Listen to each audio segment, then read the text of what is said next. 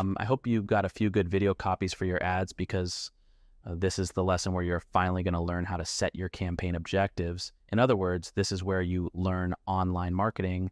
So let's begin. And let's take it step by step as we've been doing so far.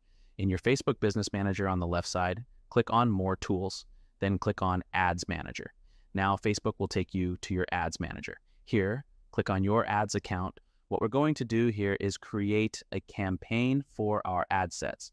After that, you're going to create your ad sets and then your ad, which will be inside your ad set, which is sitting inside your campaign. Don't let this get too confusing. Just follow it step by step and watch how it all makes sense. So the first thing that we're going to do is create our campaign.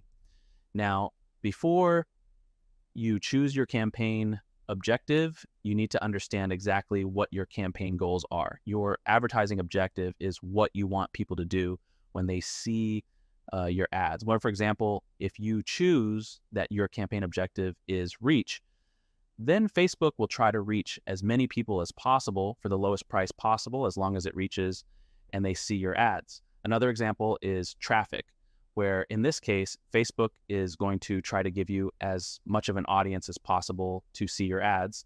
And also click on the link that you have inside your ad to go and check out your website. If you choose for example, engagement, then in this case, Facebook is going to try to find an audience that will engage with your ad, which means like your ad or comment on it or share your ad.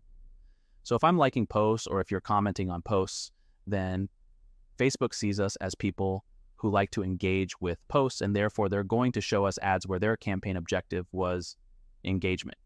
And you can go on with the list. If you go for video views, they're going to give you an audience that likes to watch videos, and they don't just skip after the first second. If you're going to go for lead generation, they're going to give you an audience that usually likes to subscribe and leave their contact information. And if you go for conversions, which is usually the most expensive campaign objectives, this is where you're telling Facebook that you want them to find people who usually respond to call to action. For example, adding the product to the cart or purchasing it, adding payment information, and so forth. My recommendation would be to go for engagement in the beginning, because on one hand, engagement is going to show you if your product is interesting or not. What you're telling Facebook is to find an audience that will interact with my ad. So Facebook knows who their audience is that usually like to interact with ads. And this way you can see if your product is interesting at all.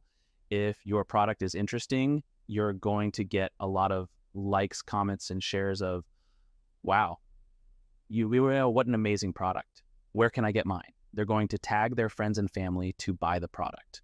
And this is how you're going to know that your product is interesting, and your Facebook pixel will gather information. In the meantime, it will gather the data that it needs to gather in order to run more successful ads in the future, which can be conversion ads. Once you know that your product is interesting, so I hope that you understood why starting with engagement objectives is much smarter than going with conversion. So starting off right, go with engagement on the bottom, on the engagement type, go with post engagement, and then name your campaign. And since we're also going to create an ad set and an ad inside the campaign, we're also going to name them. You can name it anything you want. Just start with something so that you'll have a general name and click on continue. Now, as you can see here, the Doggy Dog Club campaign has been created. Now let's start configuring it. So you have your campaign name, scroll down until you reach the campaign budget optimization. Now, if you have 3 videos for 3 ad copies that you're going to run, leave this option on for campaign budget optimization, which means Facebook is going to try to balance the budget between 3 ad campaigns and optimize them and see which one is working best. Once they see one campaign that's working better than the others, they're simply going to put more of your budget into the winners and less into the less performing ones. So if you have more than one ad set for your videos, leave this option on and then click on next. Now we're in the ad set settings. We are done configuring the campaign objectives. As you see, it really wasn't that hard. And now we're going to start configuring the ad set. So first you have your ad set name, which we already named. Now you have your budget and schedule, like I've said many times before. Our objective here is to spend the least amount possible while we learn to run successful ads. That is one reason why we are starting with post-engagement campaigns, because first of all, it's cheap, but it doesn't matter that it's cheap. We still want to succeed. And our post-engagement is going to give us an indication if this product that we're trying to advertise is an interesting product for e-commerce. So once again, we're going to do this on a budget, and we're going to succeed at that. On your daily budget, you should spend between $5 to $10 a day for 2 to 3 days before checking out your ad and seeing if it's working or not. Because in the first day or two, Facebook is trying to optimize itself more and more to try to find the right audience for you. One day is never enough to see if your ad is a successful one or not. The second day should start to give an indication, but the third day is usually the day where Facebook is already optimized and the ads are already giving you answers if this is going to work or not. And the difference between $5 to $10 a day is simply how hard you want Facebook to work to find this audience for you. $10 a day will give you much faster results than $5 a day. But at the end of the day, it really depends on your budget. If $10 a day for 3 days equaling $30 is too much for you, start with $5 a day and wait for 3 days to get results to see if this ad is working or not, which means your first ad is going to cost you $15. And really, that is not a lot of money for everything that you are learning and implementing, and also feeding your Facebook pixel, which will repay you in the future. So start with $5 or $10 a day. You can set a start and end date. My recommendation would be to leave this on, because if your ad is working well, you don't want it to end after 2 or 3 days. You want it to keep running. So I encourage you to not put an end date, just leave it as it is, and you will be responsible for keeping track of your ads. You're not running 50 ads at once, so it's not going to be a hard thing to do. Next, we're going to configure the audience settings, which means we're telling Facebook the type of audience that they want them to find and show our ads to. Now is a time to open up that audience research spreadsheet, which worked on a couple of lessons ago, because we're going to use that now for the audience section of your ad set. So first things first, in the audiences on locations, click on edit here, exclude whatever default country it gave you. Now, since we are going for a post-boost engagement objective for our ads, it doesn't matter if we're choosing audience in the United States or the rest of the world. Our objective here is not to get them to buy the product, but rather to interact with our ads. And it's going to give us some good social proof for our ad, because once you'll have that post with a lot of likes and comments on it, you can use that same post with the social proof that it already has and create a new ad on it with new purchase campaign objectives to get Facebook to find audiences that will go and buy this product. And the reason why you would want to go worldwide for your post-boost engagement and not just for your target audience, which is the United States, is because this way Facebook is going to find the cheapest audiences in the world to show your ads to who will interact with your ad. This way you're getting the cheapest social proof and the cheapest testing possible to see if your product is interesting at all. So for post-boost engagement, we are going to target the worldwide audience. Now you have to choose the audience age range.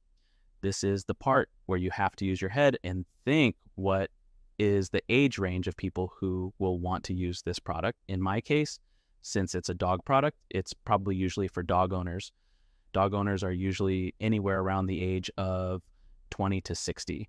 Obviously, even people under 20 have dogs and people over 60 have dogs, but I'm trying to get the most potential age range for the dog products. You can try to use Google to try and get some insight for the age range for the product that you're trying to sell. After you have the age range, you have the gender. So for example, if you're selling fashion and beauty products, then your gender will most likely be women rather than men. In my case, it's a dog product. Men and women both have dogs, so we're going to stick with all, and we're going to move on down to detailed targeting.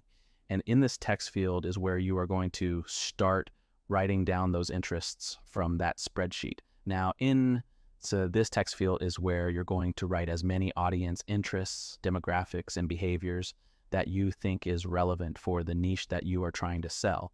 Not all of the things that you wrote down there will show up over here in the interests and behaviors. That is why we wrote down more than one answer for each question. So let's start off by copying and pasting here all of the audience interests that we have from that spreadsheet. You will do it on your side and I will do it on my side. See you in a minute. Okay, so I'm done writing down all of the audience interests from the spreadsheet to the ad set configuration. Now, if you look here on the right side, you'll see that you have a new potential reach. 76 million people is way too broad for what we're trying to do here. For post boost engagement, having an audience size of around 10 million people is just about enough to not go too low and miss out potential audiences and not go too high and waste money until you start reaching the right audience. So as you can see here, I have dog breeding dog food, Happy Pets, Modern Dog, and Petco. All in all, we have a potential reach of 76 million people. Now let's start narrowing down this audience to around 10 million. So the first thing that you want to do to start narrowing down is to go over the interests and see the size over here on the right side. For example, the size of audiences that like Petco is over 10 million people. Modern Dog has 500,000 Happy Pets, has 5 mil dog food, has 48 million people in the audience size. So the first thing that I can do here is delete the dog food audience interest since it's way too huge. So let's start by narrowing down dog food by clicking on the X. Now it's been deleted from the interests, and we're down to 24 million people who have all of these interests alike.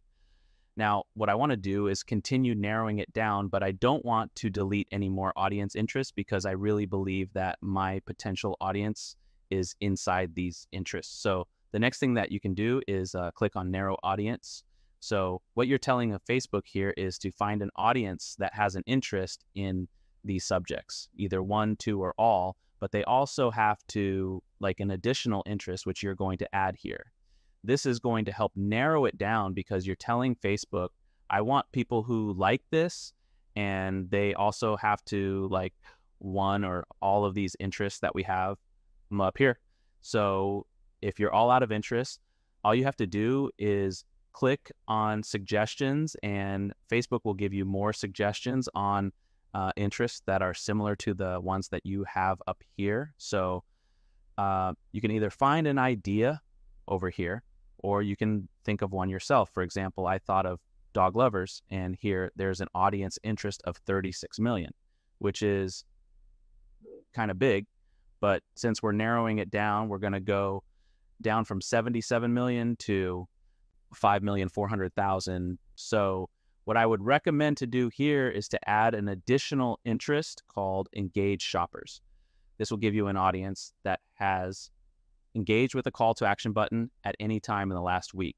As you can see here, engaged shoppers, people who have clicked on the call to action button shop now in the past week. So you want to show your ad to those kinds of people who are interacting with the shop now buttons. And now our reach raised up to 13 million. 13 million is very ideal for the post boost engagement ad that we want to run. Now let's scroll down and continue with our ad set. Keep scrolling down until you get to languages. Click on the edit button. And here in the languages, you're only looking for English speakers. So click on English all this way. It will include the UK speakers and the US speakers for us. English is English, and we are looking for English clients. So once you chose English, all continue scrolling down onto the placements. Now the placements is where you're telling Facebook where to show your ads on their platform. So go ahead and click on manual placements. Now here we want to uncheck everything except for Facebook. But if your audience is a young audience, which means under the age of 18, you can leave Instagram on. So we're going to uncheck everything except for Facebook.